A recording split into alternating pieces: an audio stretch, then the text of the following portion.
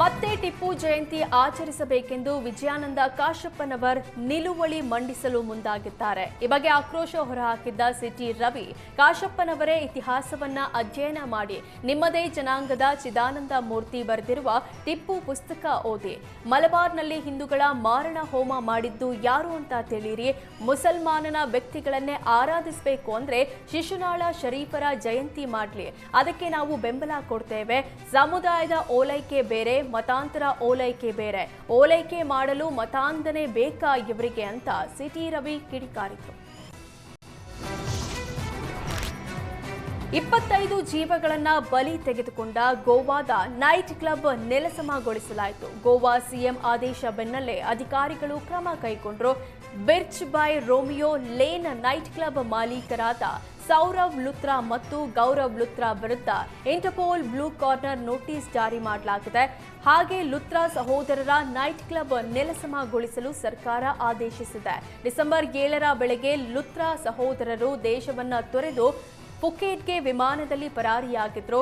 ಇದೀಗ ಇಬ್ಬರು ಸಹೋದರರನ್ನ ಪತ್ತೆ ಹಚ್ಚಲು ಗೋವಾ ಪೊಲೀಸರು ಇಂಟರ್ಪೋಲ್ನ ಸಹಾಯವನ್ನ ಕೋರಿದ್ದು ಬ್ಲೂ ಕಾರ್ನರ್ ನೋಟಿಸ್ ಹೊರಡಿಸಲಾಗಿದೆ.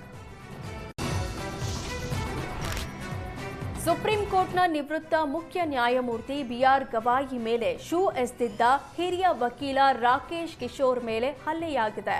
ದೆಹಲಿಯ ಕರ್ಕರ್ದೂಮಾ ನ್ಯಾಯಾಲಯದೊಳಗೆ ವಕೀಲ ರಾಕೇಶ್ ಮೇಲೆ ಚಪ್ಪಲಿಯಿಂದ ಹಲ್ಲೆ ಮಾಡಲಾಗಿದೆ. ಈ ವೇಳೆ ರಾಕೇಶ್ ಕಿಶೋರ್ ಪ್ರತಿರೋಧ ತೋರಿಸಿದ್ದು ಸನಾತನ ಧರ್ಮ ಕಿ ಜೈ ಹೋ ಅಂತ ಘೋಷಣೆ ಕೂಗಿದ್ದಾರೆ. ಹಲ್ಲೆಯ ವಿಡಿಯೋಗಳು ಸಾಮಾಜಿಕ ಜಾಲತಾಣದಲ್ಲಿ ವೈರಲ್ ಆಗಿದೆ. 2 ಪ್ರಮುಖ ಯಾತ್ರಾ ಸ್ಥಳಗಳನ್ನು ಸಂಪರ್ಕಿಸುವ ತಿರುಪತಿ ಶಿರಡಿ ಎಕ್ಸ್‌ಪ್ರೆಸ್‌ಗೆ ಕೇಂದ್ರ ಸಚಿವ ವಿ ಸೋಮಣ್ಣ ಹಸಿರು ನಿಶಾನೆ ತೋರಿಸಿದ್ದಾರೆ.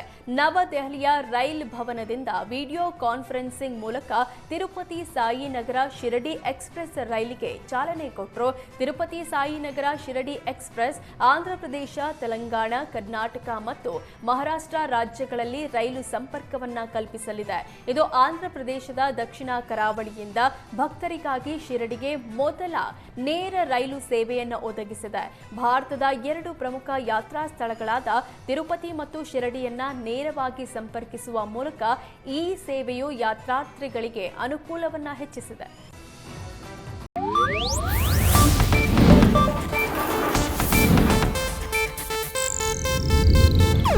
ಇದು ಏಷ್ಯಾನೆಟ್ ನ್ಯೂಸ್ ನೆಟ್ವರ್ಕ್ ಪ್ರಸ್ತುತಿ.